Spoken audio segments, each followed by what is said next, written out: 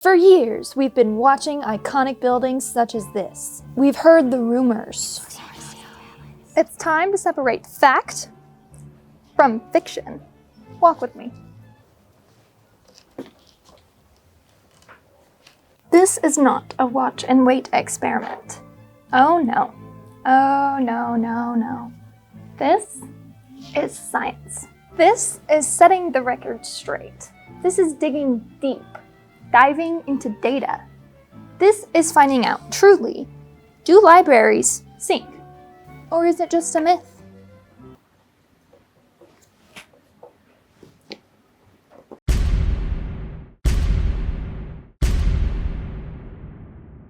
Through a series of groundbreaking experiments such as precise measurements, gravity analysis, and the rubber duck effect, I've determined that we need a second opinion.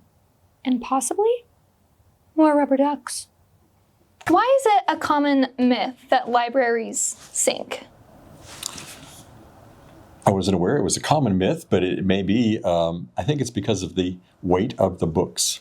If you look at the volume of material that most libraries contain and the concentration of weight in a small area, I think it would tend for people to think that it might sink over time. The idea that you're really talking about is less about whether the library is actually sinking and more about why people like to say the library's sinking. This potentially embarrassing, hypothetical, slow descent into the ground could have things moving pretty slow, unlike me.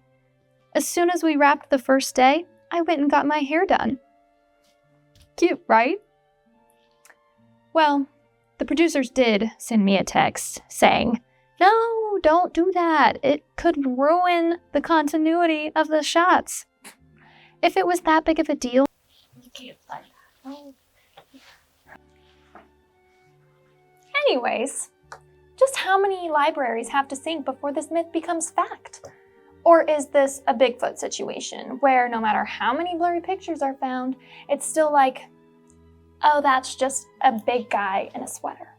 While the Edmund Lowe Library has never sunk, even an inch, is it possible that a library has sunk because of its own weight? In Sweetwater County, Wyoming, a library sank due to being built on poorly tested soil. Nothing to do with the actual building or the weight of the books. Additionally, in one episode of How I Met Your Mother, Ted tells a story about a library sinking due to the fact the architect fails to calculate the weight of the books. Maybe this is where the myth started. Architects have allegedly been around for ages, creating libraries that are said to be built to last. Well, tell that to Alexandria, right? So, if these architects have gotten better at their jobs, how would we know? It's not like we can ask them. I mean, Alexandria was at least 50 years ago. I can only imagine how old that poor woman is by now. And so you mentioned that our library is reinforced. Is that like with special beams, or what is that structure? It's a pier and beam structure, and so we have large concrete columns reinforced with steel rebar at regular intervals, with concrete floors reinforced with rebar.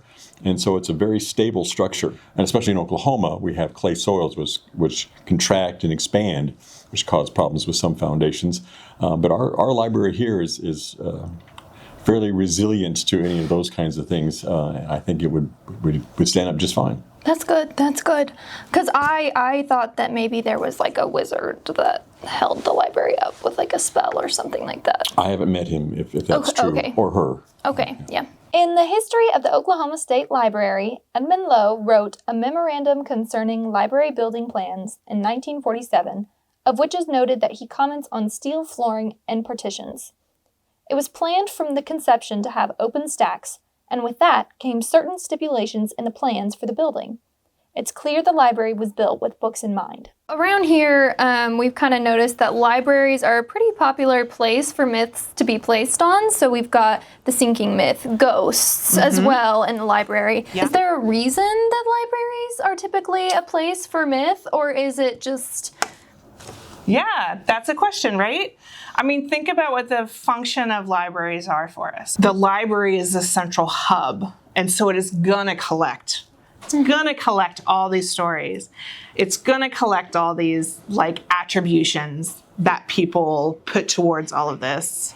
Unfortunately, there's no like library-sized boxing gloves we can put on the library to combat these myth accusations. They just kind of circulate as they are. As like any of these, right? Like, okay, yes, you could put a big sign up that says, the library's not sinking, and people will be like, oh, that sounds a little too denial-y, like that. You're protesting a little bit too loudly, right? And that's also what you see when you look at conspiracy, you look at rumor, you look at any kind of legend, right? It has to be believable. There has to be an inkling of a way that you can see a path forward. And when people say it's not true, it just makes you that much more suspicious. You know what I'm suspicious of? Babies. And, now that I think about it, I always see babies with those rubber ducks. I mean, what's that all about? I thought it was to help them float because they can't swim. Turns out, they can swim. So what exactly is the function of a rubber duck? So if our library were to sink and we put a rubber duck in the library, would it float above the books, or would the books stay in the water? So if you have water in books mix, it's a mess. Mm-hmm. And so I don't know, we're probably not aware of this, but like in high humid situations, sometimes books will act like a sponge and absorb moisture, and they will absorb so much moisture they actually push themselves off the shelf. The little rubber ducky, I'm not sure of its status. But I don't think we're going to have that problem. When it opened in 1953, the Edmund Lowe Library was one of the 5 largest open-stack libraries in the world, and a highly innovative one at that, with exciting features such as air conditioning and fluorescent lights. It's no surprise that our library has never been accused of sinking. After hours of worrying, minutes of testing, and mind-blowing fact-finding, we can finally confirm that this library is not sinking. In fact, most aren't. The floor, flat as a panini. The shelves, perfectly upright. And the next time somebody cries out in horror, the library's sinking! You can say no, it's not, because of science. The library is here to help you rise, not sink. But if you're feeling a bit unstable about your overdue library fees, well, we might need a bigger boat.